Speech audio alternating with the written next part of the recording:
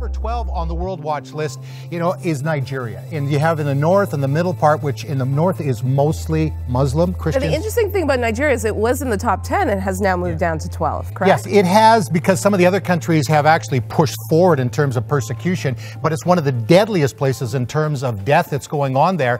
I mean, last year, more than 3,700 Christians were killed for their faith. That is almost double from the year before. You have villages being attacked, Christians abandoning these villages.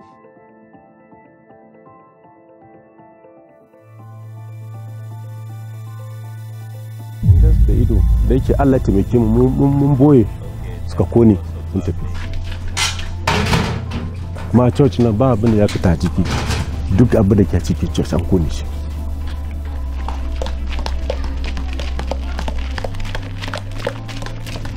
Ana kone gari, masu harbi bindiga suna harbi. Nan zaune ba wuri kwance, ba abinci. It looks like a war zone.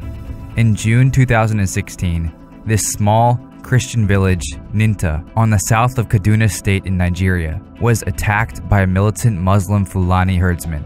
All the villagers fled, but now they've returned to their ransacked homes because they have nowhere else to go. A mass grave with the remains of 34 Ethiopian Christians has been found near the Libyan city of Sirte. They are believed to have been killed by the Islamic State in the area which the terror group once gained power since the collapse of Libya. The murderers are believed to date back to 2015. According to reports, the Christians in Libya were looking for work as migrant workers.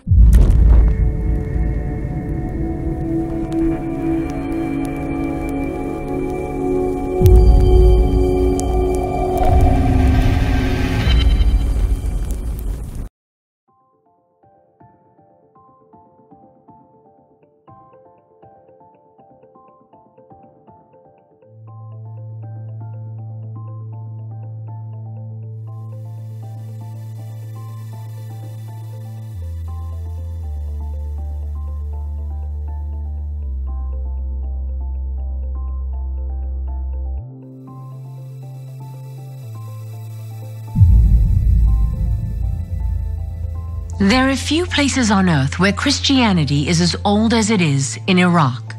Christians there trace their history to the first century apostles. But today, their existence has been threatened by the terrorist group that calls itself Islamic State. More than 125,000 Christians, men, women, and children, have been forced from their homes over the past year. The Islamic State, or ISIS, stormed into Iraq's second largest city, Mosul, just over a year ago and took control. From there, it pushed into the neighboring villages and towns across this region, known as the Nineveh Plains, a vast area that's been home to Christians since the first century after Christ. As we first reported in March, much of what took almost 2,000 years to build was lost in a matter of months. On the side of a mountain overlooking the Nineveh Plains of ancient Mesopotamia is the monastery of St. Matthew. It's one of the oldest on earth. Today it's threatened by the Islamic State, whose fighters advanced towards St. Matthew's gates shortly after taking Mosul last summer. Kurdish soldiers pushed them back to this village, where their flag still flies only 4 miles from the monastery. What are you most afraid of? Unknown future. The unknown future? Yes. What do you think is going to happen? We don't know exactly, but we're expecting the worst. The road from St. Matthew's brings you to the front line, just 6 miles from the outskirts of Mosul. Every town and village between here and the occupied city is in the hands of the Islamic State. And now we're told, for the first time in nearly 2,000 years, there are no Christians left inside Mosul. They take everything from us, but they cannot to take the God from our hearts. They cannot. As it seeks to erase Christianity from the landscape, the Islamic State allows no Christian symbols. It released these photographs which show the desecration of the church at what is believed to be the monastery of Mar Gorgas, just north of Mosul. and nothing is sacred. ISIS blew up this mosque shortly after taking control here.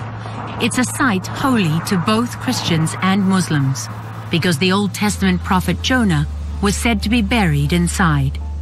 Just like the Nazis marked the property of Jews, Christian homes in Mosul have been marked with this red symbol.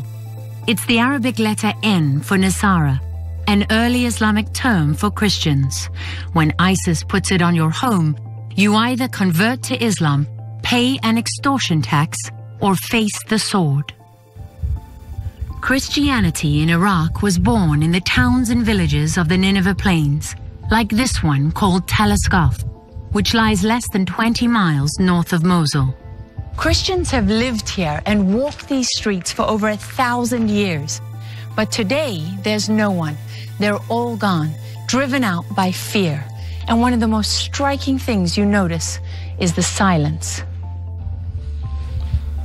Every road was deserted, houses and possessions abandoned, others destroyed. Very sensitive issue for a lot of reasons, but what do we know about the victims and those that murdered them?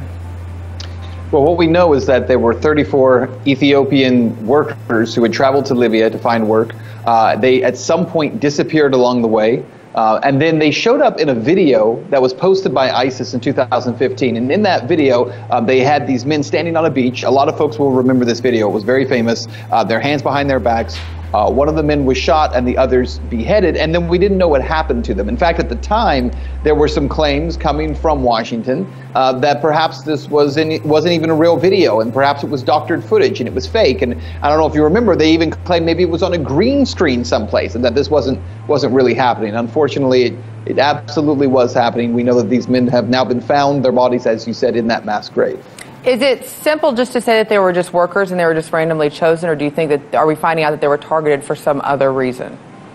Well, we know that they were Coptic Christians, and obviously the Coptics come out of Egypt specifically, but these men were Christians who came there. And we also know this. We know that ISIS, throughout their movement in Egypt, in Libya, in Syria, in Iraq, has specifically targeted Christians. You know, Scotty, one of the most shocking and utterly, we've seen groups like ISIS that have actually obliterated Christianity in that part of the world, the oldest place in the world for Christianity. Life for Christians in the north of Nigeria is tough. In 12 states, daily life is governed according to Sharia law. In these states, Christians are an unwanted minority. In the northeast, Boko Haram brutally attacks Christians, along with moderate Muslims. But in the middle belt of Nigeria, Christians there fall victim to a different danger: Fulani militants. In events that often go unreported around the world, Fulani militants have demolished many villages like Ninta. Fulani militants are members of the Fula people, a people group spread all over West Africa. 1/3 of the Fulani are nomadic herdsmen who do not live in settlements. Rather, they move around with their cattle, looking for grazing land. In Nigeria alone, there are millions of Fulani herdsmen.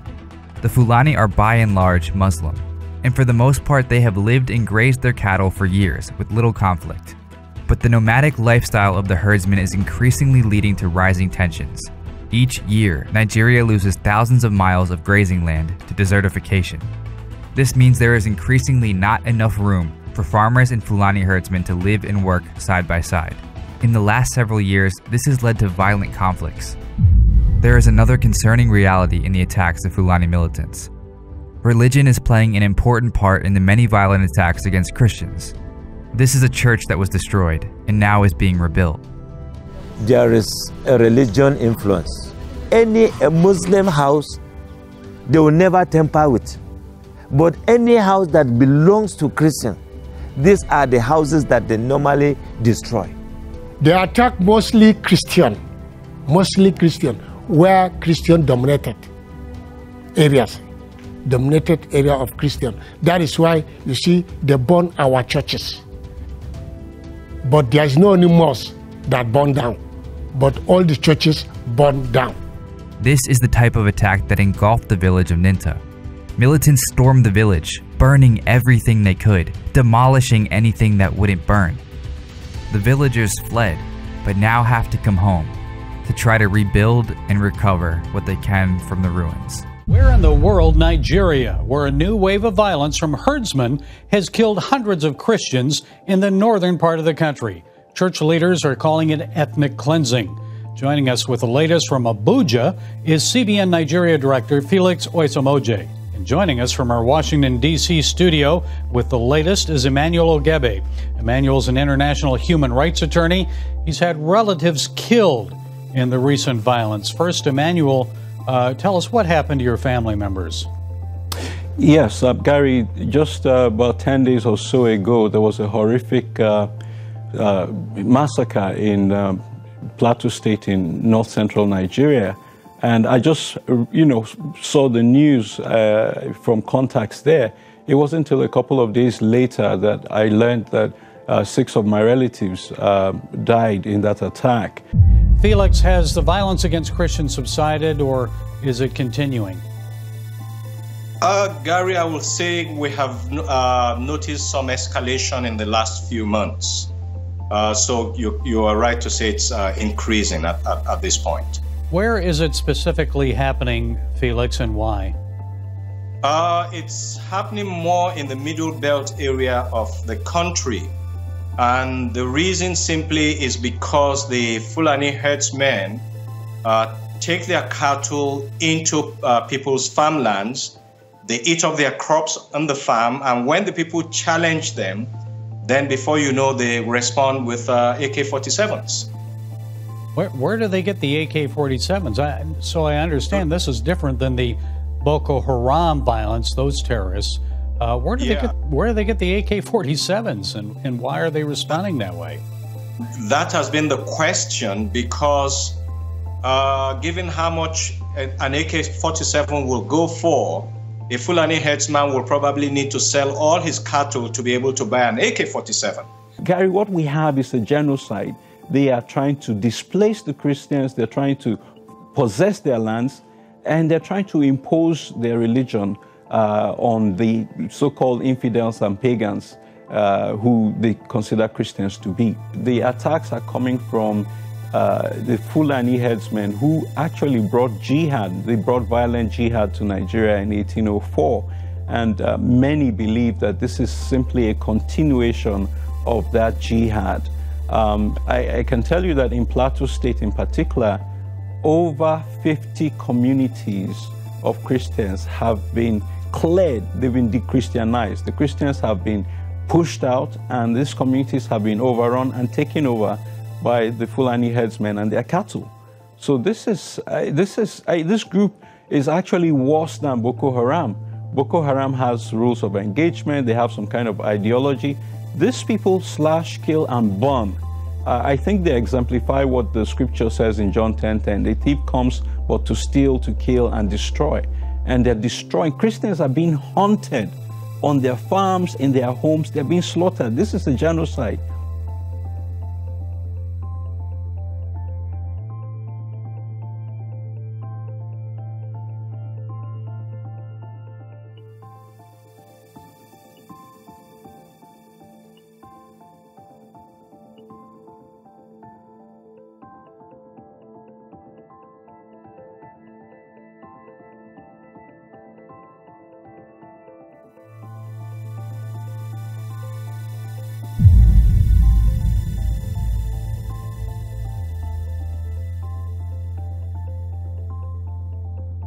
Now, I confess that in many ways I feel extremely unworthy to even begin to address this subject.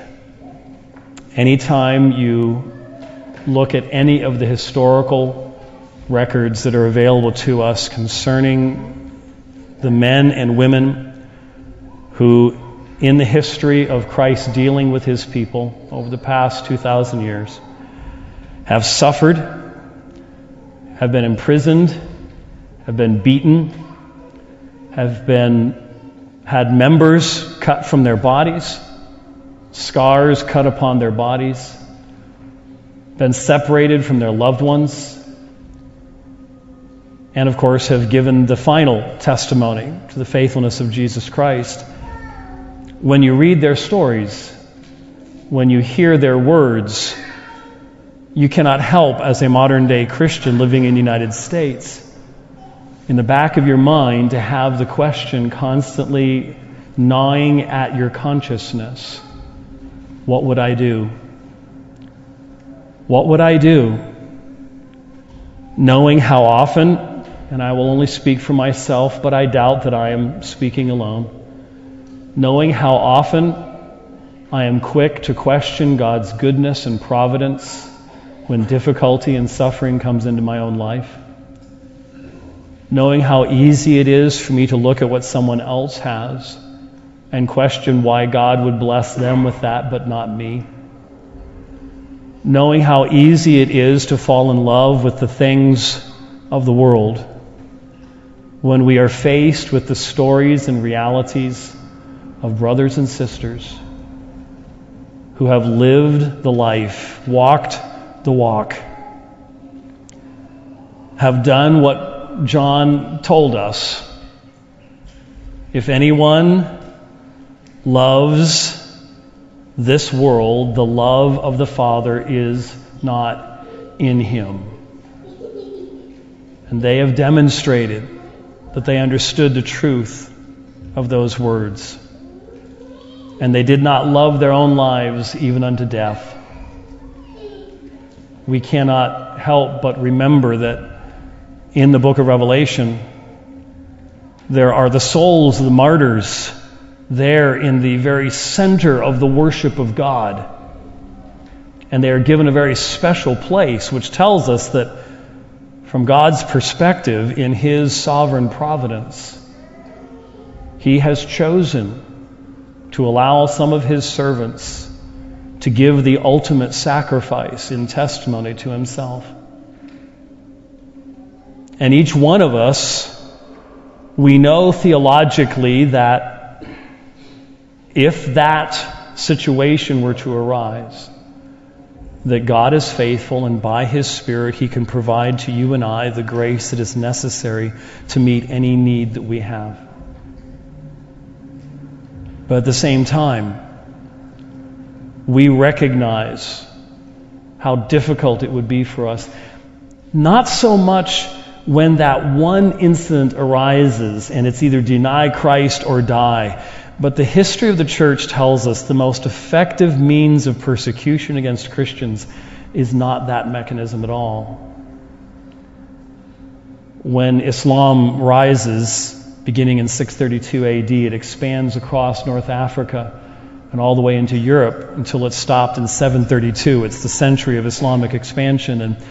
And that area of North Africa was a Christian area. That's where Augustine was. That's where Cyprian was.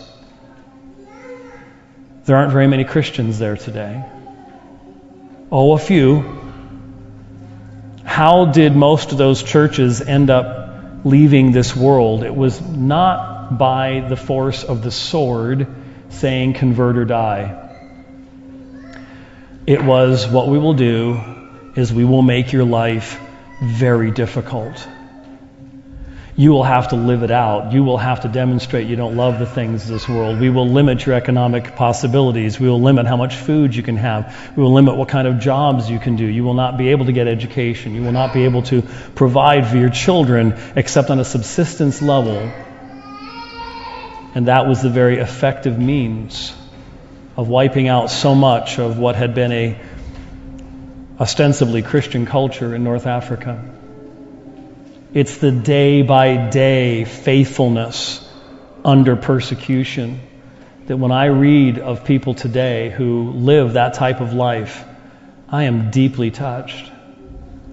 Because there you have a testimony of the power of the Spirit of God working within their lives. Because you and I both know we couldn't do it in and of ourselves.